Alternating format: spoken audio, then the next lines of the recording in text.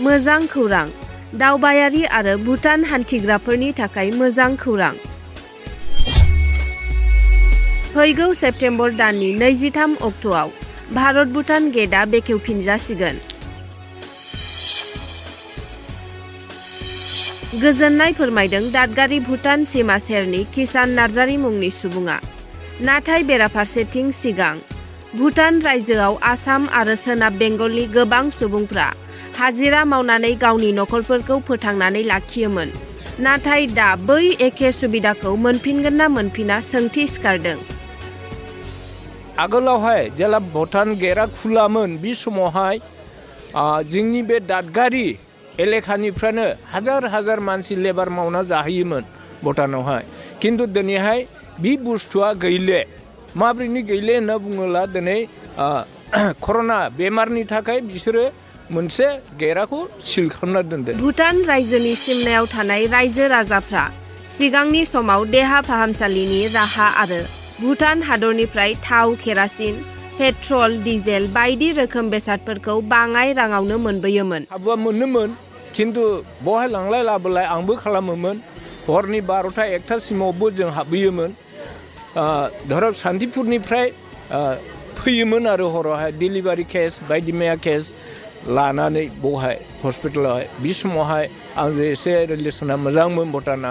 बे समाव आंखौ लिंहरोमोन, आं थाङोमोन, बाहैयोमोन मानसिफोरखौहाय रिलेसन माबा थानाय हिसाबाव हस्पिटालसिम आं दोनहैयोमोन आरो बेमारिफोरखौहाय। दिनैहाय बे बुस्थुआबो आरोबाव जुदि गेटआ खुलियोब्ला गेटखौ बोखारोब्ला आरोबाव जों बेखौ मोनबावो आरो। गेलेफुनिफ्राय सामथाइबारि थांग्रा लामायाबो थाइखाजरा थिनालिनिफ्राय दादगारि हाथिसार भुटान सिमनासिम जोबोद गाज्रि थासारियाव दं। बेखौबो थाबैनो सोरखारखौ मावनानै होजानो लुबैदों दादगारि ओनसोलनि रायजो राजाफोरा। दा बेनि सोमोन्दै माने साननोला गोथौयै दङ बे बुस्थुआ। माने दा भुटान सरकारा आवाजखौ होदों आरो सेप्तेम्बर दानावहाय खुलिनायनि खोथा दङ। खिन्थु दा खुलियो ना खुलिया दा बे सरकारनि खोथासै, बे भुटान सरकारनि खोथासै। खिन्थु बे गेटखौ खुलियाब्ला जोंनि बेयाव दादगारि रायजो राजानि थाखायबो एसे दिगदार जानानै दङ। माब्रैनि होनना बुङोब्ला जों दिनैहाय जोंने बहाय सोलिनायानो भुटाननि पाब्लिकफोरजों आरो जोंनि बावनि पाब्लिकफोरजों मिलायनानैसो बे बाजारफ्रा जायो। आरो बे जोङो दादगारिनि मानसिफ्रा जेथ' दङ गासै मावनानै फानग्रा गोजाल'। खिन्थु बायग्राया बिसोरसो। दिनै बिसोरो जे फैयाखै, गेटआ बन्द'। दा बेनि थाखायनो जोङो दादगारिनि बाजाराबो बन्द'। एफा एनै सोलिगासिनो दङ, खिन्थु सोलिलाबो बेबादि गैया। मथा मथि बे दादगारियावहाय दखान सहरा बन्द' जागासिनो दङ आरो बिजनेसमेनफोरा थांगासिनो दङ। दा बेनि थाखाय एकदम बिराद उसुबिदा जाना दङ जोंनि पाब्लिकफ्राबो। दा आगोलावहाय जेला भुटान गेटआ खुलामोन बे समावहाय जोंनि बे दादगारि एलेखानिफ्रायनो हाजार हाजार मानसि लेबार मावना जाहैयोमोन भुटानावहाय। खिन्थु दिनैहाय बे बुस्थुआ गैले। माब्रैनि गैले होनना बुङोब्ला दिनै कर'ना बेमारनि थाखाय बिसोरो मोनसे गेटखौ सिल खालामना दोनदों। दिनैहाय बे गेटखौ जुदि जोंनि बड'लेण्डनि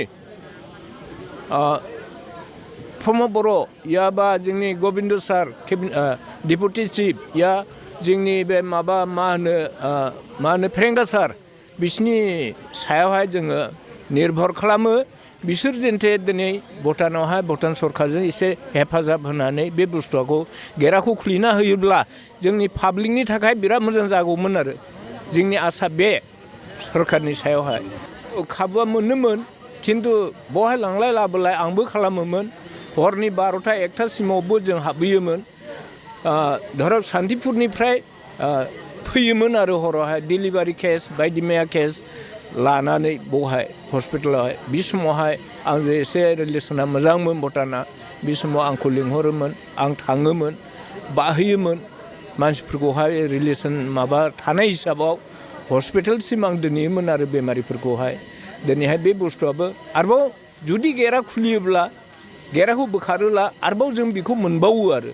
जोंहा भुटान सरकारजों एसे जोंनि बे बर' सोमोन्दै बा जिखुनु जात सोमोन्दै रिलेसना गोथौयै दङ आरो जोङो बे दा बर्थमान एसे नर्माल जाना दङ दा गोजाननिफ्राय लाबोगासिनो दङ बिसोरो कम्पानिफ्रा दिनै गिदिर कम्पानि जाना दङ गेमन दं माबा माबि कम्पानिफोर हाबना दङ नैबे बे कम्पानिफ्रा दिनैहाय लेबारफोरखौ लाना थाङो दिनै बे लेबार लाना थांनायावहाय एसे प्रब्लेम दङ भुटानाव बे भुटाननि गेटआ दा दिनैहाय बिसिनि कर'ना बायदि मैया चेक खालामो दा बिदि चेक खालामनायावहाय लेट जायो आरो दिनैहाय गोबांथार लेबारफ्रा दिनै बे दादगारि गेटआव भुटान गेटआव दङ दा बेनि थाखायनो एसे जोंनि सरकारफ्रा अननानै बेफोरखौ जुदि एसे गोख्रैयै रायज्लायनानै जुदि समाधान खालामना होयोब्ला बे एसे सुबिदा जागौ आरो जोंनि थाखाय औ बेखौबो बुंनो गोनां जाना दङ सरकार जोंनि इन्डिया सरकार आरो जोंनि बे बिटिआर सरकारखौहाय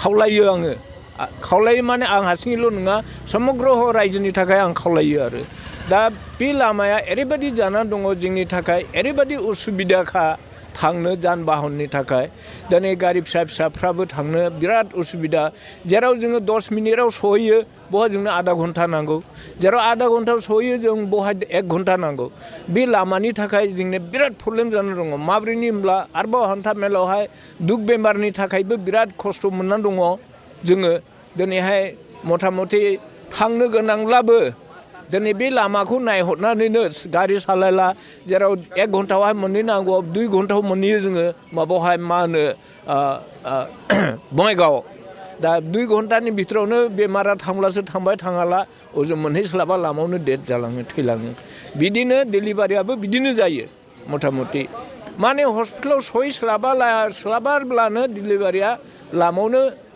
क्लास जायो किसुमान दा बेनिखायनो आं सरकारखौ खावलायो दे अति शीघ्र बे लामाखौहाय बानायना होयो बेनि थाखायनो आं खावलायो आरो सरकार दा बेनि थाखाय दा बे अभारलड लांग्राफोरनि थाखाय नङाला ओरैबायदिमोन बे दा जोङो बे लामाया सान्तिपुरनिफ्रायनो एरै रासिन गाज्रिथ' दा नैबे बुस्थुआवहाय दिनै अभारलड लांग्राफ्रा बेखौहाय एसे मेरामेट खालामना होगासिनो दङ बाला बज्रि गारगासिनो दङ आरो बिसोरो दा गभर्नमेन्टआ गाराखै दा बिसोरसो नैबे बाला बज्रि गारग्रा टेंकारनि ड्राइभारफोर आरो जोंनि पाब्लिकफोर मावना जाग्राफोर नै बिसोर रायज्लायनानै बे बुस्थुखौ मावगासिनो दङ आरो दा बेनो आरो